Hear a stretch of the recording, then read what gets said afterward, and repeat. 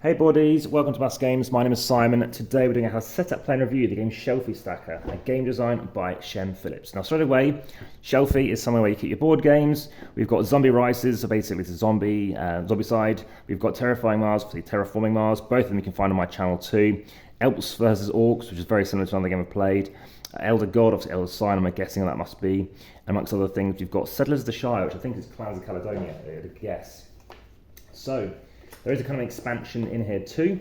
It's a game which has lots of different dice in it. We're talking, I think, 88.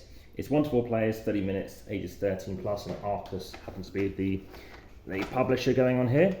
So what we're going to do, you're going to chucking all those dice into this bag, and we're trying to get the best score possible by filling up our shelves. Now, very funny information on the back, and over here, the best one I think must be the North Sea one, because the designer made Raids to the North Sea amongst others. Okay, so you're going to have one of these shelves out here too, and then what you're going to do is you are then going to get your stack of cards.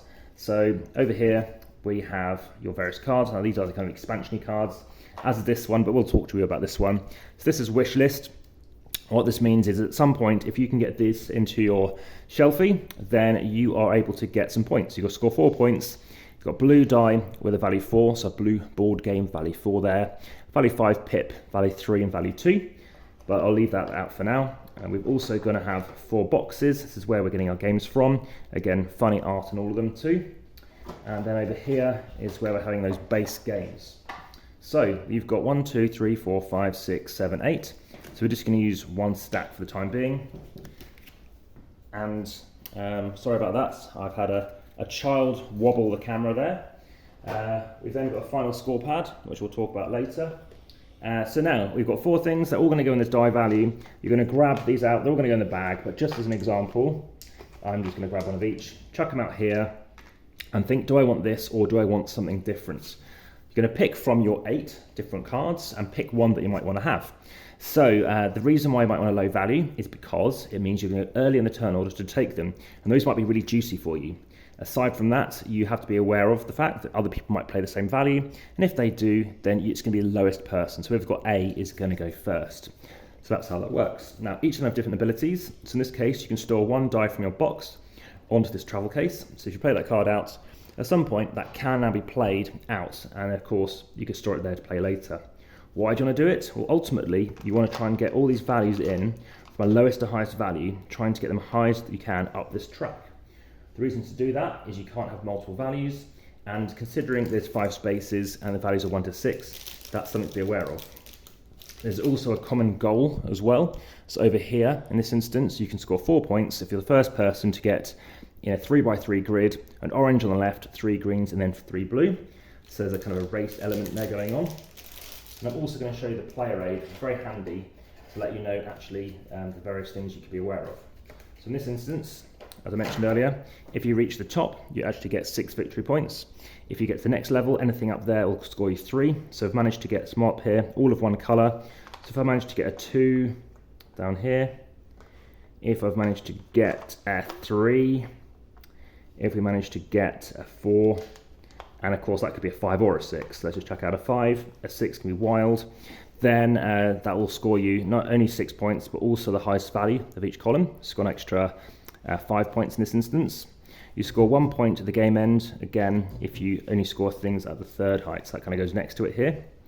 Lastly, if you want to look down here, you score 1 point per pip on the highest one that I mentioned.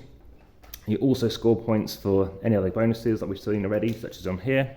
And lastly, you're losing 2 points if you happen to lose anything. So you're going to have a little area off to the side, which is your board area where you have a shelf of shame. I was present over 100, but there over there is showing you that if you cannot play a die for some reason, so let's chuck these back and I'll show you an example. If I've got taking this one, well then I could take a 4, that could go down here. This is a very bad turn as an example, and of course based on that goal I'd probably want to put the orange on the left, so something like this. But now imagine these next dice came out with, I don't know, this. Again, they're all going to be filled up. The downside is I'm now got to be aware of the fact, again it's all going to come from the bag, is that I can't place anything higher or anything lower than a 5 now, because we've got a 4, you need a 5, 6, etc. So what you're going to have to do is bear that in mind, and to do that, you now need to think what else you can be doing. So let me just move this forward a bit. There we go. And that shows you that you might want to play other cards. So you've played out the 1 card, that's never going to come back, but you can use an 8 to reuse a card's ability. We've also got the second, this is number 2, which you return 1 die from your big shelf to your box. So basically you're going to take this die, let's say this one, and this is going to come down first. So it does let you replenish stuff in, but of course the 4 will have to go here because it's not high enough. Again, that would be a better shout because you've got a 2, then a 3, and then a 4. Remember, of course, you've got to be lowest in turn order to take that one. And then over here we've got 3, which increases the value by 1. So over here, not very useful because we've already got, well, that could be a 1 because it's wild. We've got a 4, which is return 1 die from your shelf of shame to your box. So you don't have to play it straight away, but at some point in the game you can trigger that ability. So it's not straight away, like I said. The cat, decrease the value of 1 of your dice in your box on your big shelf by 1. So that's something else you can do. And so that's like the other one. Over here, you can flip a die. Again, it's easier to, that's more powerful as you can imagine, because as the game goes on, it gets harder and harder. Place 1 die in your box, but flip it to the side. Over here, you can treat 1 die as a different color when placing it on a big shelf. So quite an interesting game going on here, very Azul-like. It's a great theme. I personally prefer Azul. I think it's just a bit more straight to it. I've had quite a lot of downtime, myself in particular being the one causing the downtime, muddling over which options to pick. Obviously great components, very enjoyable. There's the expansion stuff, there's a lot going for it. Similar kind of duration. I'd say it probably takes a bit longer though. But yeah, great designer and very obviously much enjoyed trying out the Shelfie Stacker. So if that's something of interest, let me know in the comments on YouTube at best.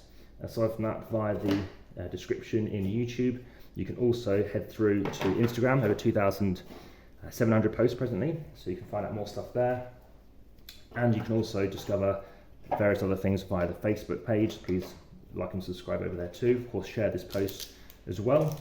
And if you have any other questions, I look forward to speaking to you in the next video, and there's more videos coming all the time. So for now, that has been Shelfie Stacker, and all to time say is back to the table.